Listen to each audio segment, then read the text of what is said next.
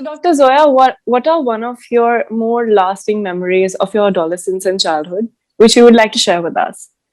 Oh, okay. I think I'll be honest and share a very dark memory which I have is like when I was growing up, say I was 10, 11, we had my father was posted abroad, and when we came back, I was a really nice, healthy, chubby girl. And I don't know, now I realize that everybody used to call me mota bacha. And then I used to get really so upset and I used to cry. And now I realize that it was actually something what now is actually being classified as body shaming. So I'm just being honest and sharing that it was really very troublesome then. But luckily for me, I think even though my parents were not really that aware of these issues, but the only thing they told me that they love me as I was. And gradually, I think I kind of internalized and I really went on a crash diet at age 10, 11, which was very difficult. I think I stopped eating a lot of things and things just, I think, normalized. But that is something which I really remember, that if you keep calling a child that he's like over healthy and on all the time, any discussion used to be, oh, I think you need to lose weight. So that kind of thing is something which has stuck with me. And I just thought I'll just share because that is something which is really common now. And I think parents need to be there for the children just to tell them that they love them the way they are, and gradually maybe in a very positive attitude to help them get over whatever issues they're facing. So that is just a memory which came back when you mentioned this. Yeah. Okay, let me Mm. ask you a quick question. Okay, now that you're here, what do you think, since you are in the law field, in the legal, what do you think is the foremost challenge the children of your I should not say children, sorry, youth of your age are facing today? What is the greatest challenge you think they're facing today? I think one of the major challenges is depression. India is one of the most depressed countries in the world, and depression is across people from different backgrounds, regardless of their rural or urban location. Getting employed somewhere, the uncertainty around whether they'll be employed, where they'll be employed, because India has a really high rate of unemployment. I think that uncertainty also creeps in to make people really stressed, especially adolescents, stressed about their future. And that uncertainty adds to their depression. And so I think that mental health concern is one of the main challenges, and coping with that is a major challenge, which I feel. But as a law student, if you talk about in the legal field, I think a lot of people are not aware about their own rights, which is something I've personally also noticed. People are not aware about um, their basic legal rights. So I think bridging that gap in terms of education would be really helpful.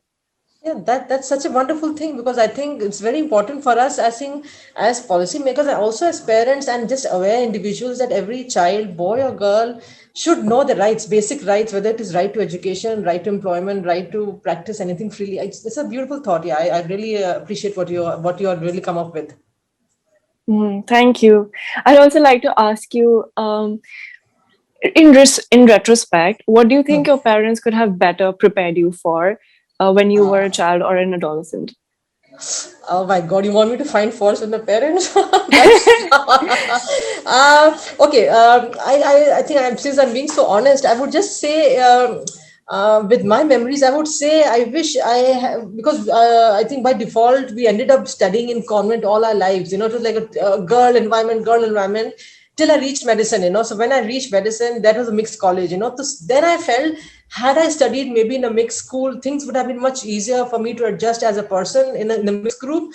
Because I think the first 1 year of medicine was traumatic in the sense that I think you were tongue tied, so embarrassed. You were working on cases together with your male colleagues, but then you felt, oh my God, what will he think of me? Whatever, since you're just 19, 20. So I think that maybe I don't think I'll find faults per se, but yes, I think every girl, boy should be given the exposure of interacting with each other in school, in situations outside schools and colleges, so that comfort of studying together, working together is there as you're growing older, because the world is a mixed world. You will not ever keep working with only women or with only boys or with only transgenders, anything. So that I think that diversity should be shared at all levels with children. That I think is Yes. important. Yes, is normal. So I think exposure to diversity at an early age, and perpetual these exposures all through your education should be there. And that's, I think, a system should be in such a way that every child is able to have access to diverse situation, so that when they're caught in an older age, or when they are like in teenage and all, they're not really shocked. Oh my God, I've never seen such kind of person, or such kind of attitude. So that, I think, somewhere we have to do in our education system or in our own parenting, something that various options and diversity should be shared with children. Yeah, I wholeheartedly agree with you. I think you've made a very relevant point. And I'm also glad that these standards are changing with time. Yes, So, they are. yeah. Yes, they are. Sorry, Yes. What do you think as a youth is that what do you can contribute in a constructive way to bring about the change in the, I would say, health seeking behavior, in knowledge level? Where do you put yourself in this whole scenario?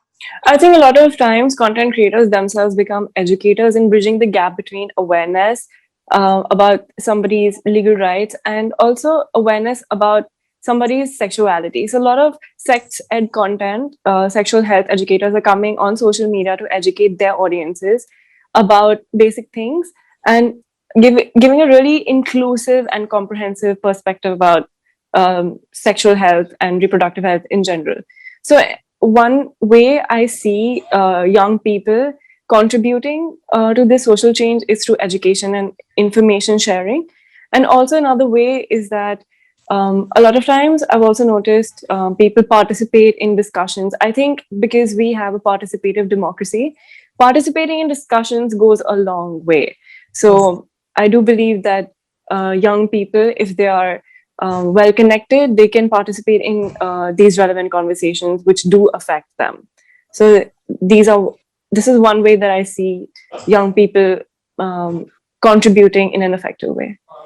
And what do you say if you're looking at, say, you are a primarily urbanized person? So, do you think there's any challenges which are faced by our rural youth and adolescent, or maybe the other different criteria, say, disabled people or of minority ethnic groups? Do you have any inputs for that? Mhm. How they So I do think that as an urban person and especially upper caste person, I do have privilege. So I think privileged people can pass the mic on to less privileged people and actually highlight what less privileged people go through. So um, I wouldn't understand. I would understand, but I wouldn't really know what really affects rural people unless I study that in depth. So I think that privileged people have a duty to pass on the mic and to actually help. Something that would help a lot.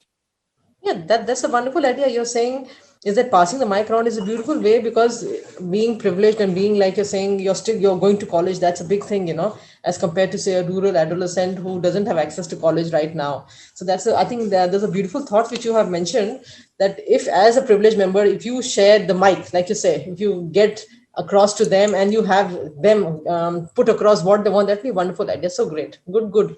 I love to talk to you. Thank you so much. I also believe that because access to education, where in a policy perspective, if young people could actually add to that in the policy making dynamic and contribute to the schemes so that their voices are heard, I think that would actually enable bridge that gap in terms of less. That is a very good idea. And I would just like to mention that if you want to hear voices of the adolescent who are in the rural area, we do have a few government schemes which are there. And in fact, just to mention that there's one or two concepts. One is called the Adolescent Health Day. One is called the Adolescent Friendly Club. And we have the peer educators. So this is one component of the adolescent health program, in which peer educators from community and from schools are chosen, selected, and they're trained on very common issues which are faced by adolescents. And then these adolescents are going to talk among their own age groups. So these can be rural or urban, and in fact, primarily now majority of them are rural. So gradually, what we're looking as to inform, because I think it's not like we tell them ki don't do this, don't do that. It's like you inform them about the normal healthy behaviors, and in case they need support, where do they go? So that is the kind of information which we are sharing with these peer educators, and they're also supporting setting up of something which is called the adolescent friendly club at the sub center level, which is at the again at the village level. So these peer educators are interacting with the local ANM. ANM is the auxiliary nurse midwife. She is the government machinery who interacts with them, and they can tell her that these are the issues we are facing in our own community, whether it is like you're saying, whether it is access to sanitary napkin, access to tablets, support system, any health, any, of course I'm primarily health, so they will obviously talk about health, right?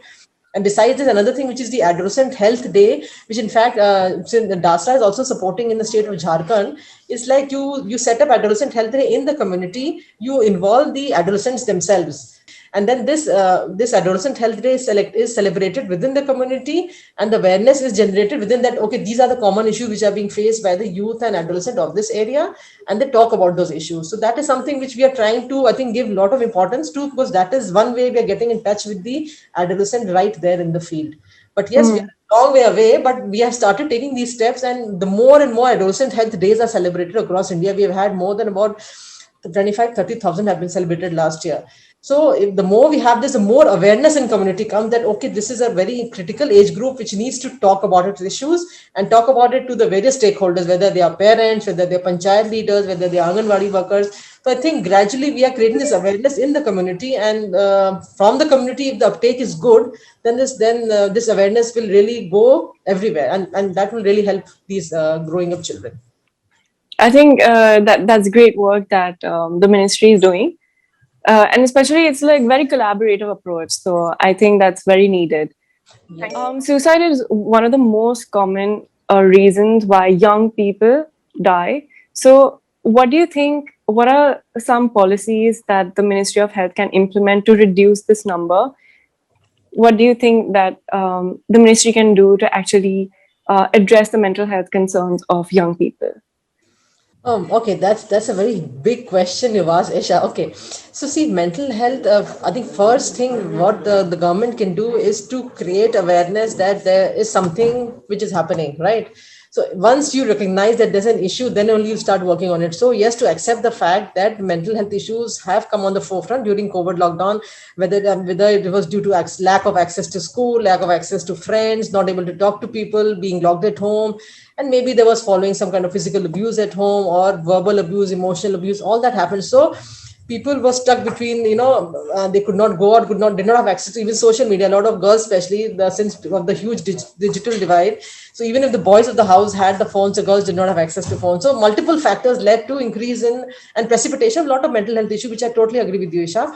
And we acknowledge this, and then what the government per se thought that before you start implementing program, you must have create awareness in the own policy makers, because if the uptake is not there at the policy maker, if the person who's creating programs, he or she is not really accepting that this is an issue, it will not go, and that implementation of any program will not take place. So we started by sensitizing our own program officers who are looking at adolescent health in all the states. So we created 2-3 days webinars to inform them about adolescent normal health issues and what has happened during COVID. So COVID related issues, whether it was access to SRHR services or even mental health services, or access to or increase in incidence of substance abuse, increase in incidence of violence at home, everything. So we put together all the states together, and then we gave them the skills to understand and empathize in their own state about issues which they are facing. So these were the major issues which we discussed with them, and a lot of them went back to the states and they convinced their own bosses, the other policymakers who actually put in budgets, for our program. So we quickly packaged awareness of mental health across a lot of states. We partnered with WHO, with NIMHANS Bangalore, with TIS Mumbai. So I think we partnered with a lot of people, because this came out as a very urgent call for the government to put in emergency steps. So this was actually done on some kind of war footing. Quickly you get the counselors on board, you train them, you give them, what is the kind of interaction they will do, and then they will even start reporting to us as to how many boys and girls. And there was a lot of case studies were discussed, and what they were facing is exactly what you are saying, Isha. This common issue which they were facing, and they were really so happy that they could talk to other counselors in India.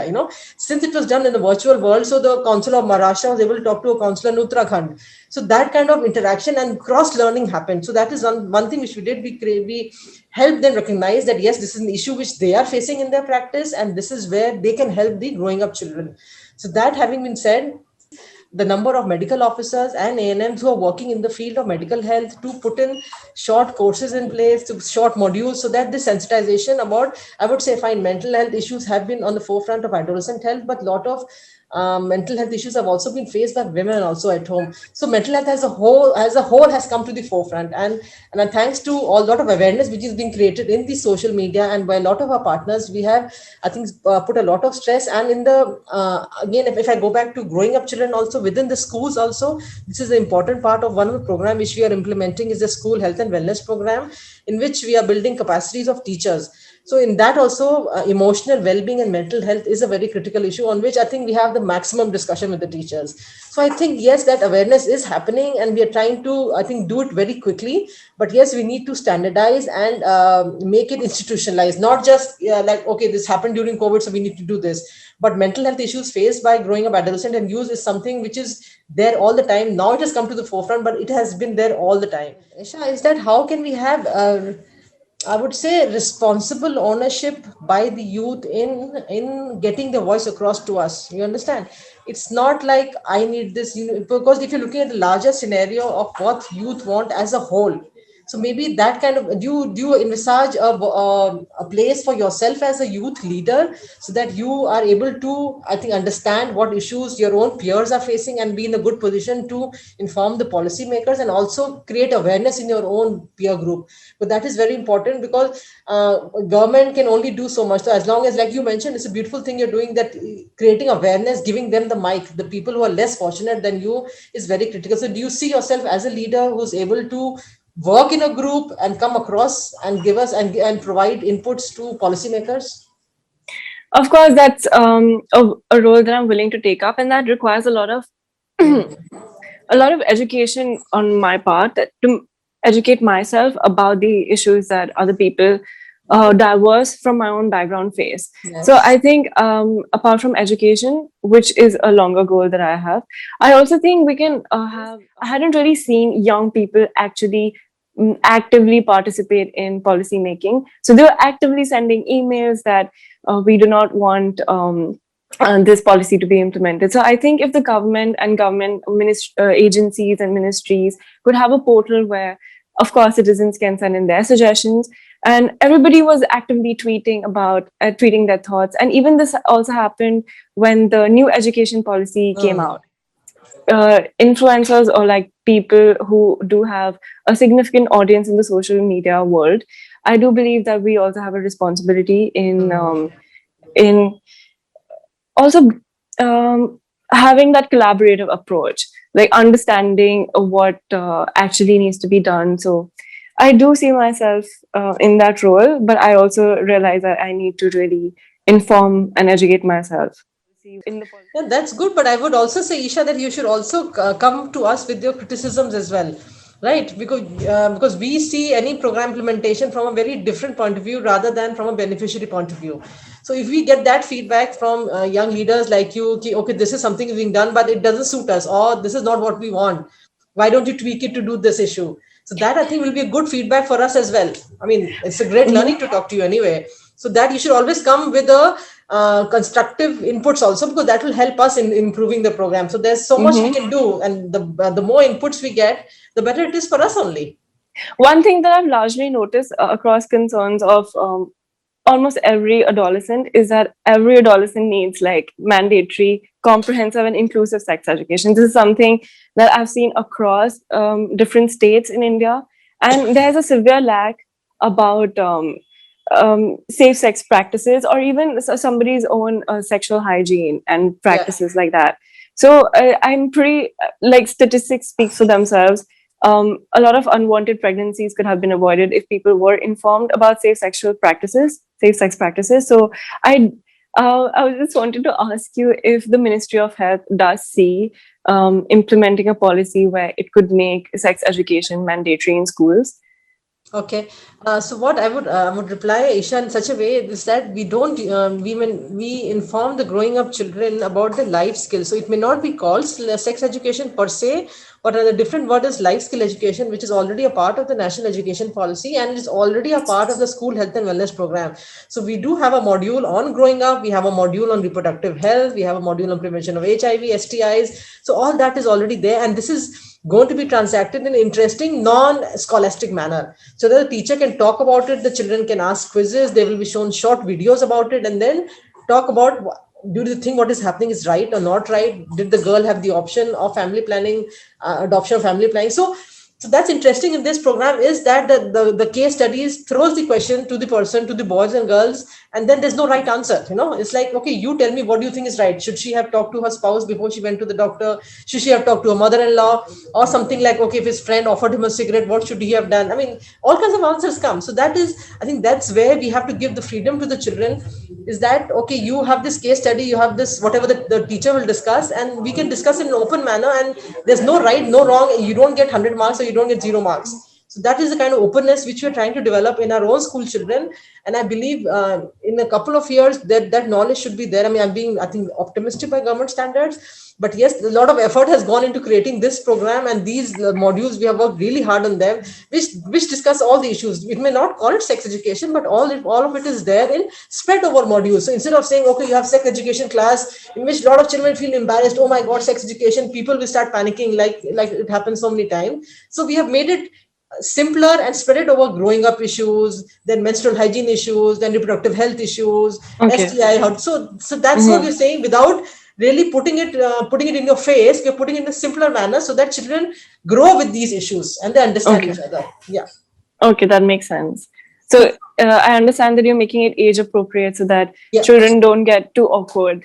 Yes, Because children yes. and adolescents do get very awkward. Yes. About- This Women's Day, I wish that every girl out there, every woman out there is able to give importance to herself and say, I am important. I want to live the life I want to live it, and I will be happy the way I am. Take it or leave it. I like that. I like that a lot. No, this Women's Day, I choose to challenge the taboo around women's sexuality, and I wish and hope that women, especially young girls across India, get the comprehensive education around their bodies and safe sexual practices. And I hope that they have a safer and healthier future. Beautiful. So nice. Great. Thank you. Yes. Yeah. Thank Great. you, It was Isha. so nice talking to you, Dr. Zoya. I got to It learn was so many lovely new talking to things. you, Isha. Yes. Beautiful. Look after yourself, okay? Thank you. Thank you so Thank much. you. Thanks. Yeah. Bye-bye.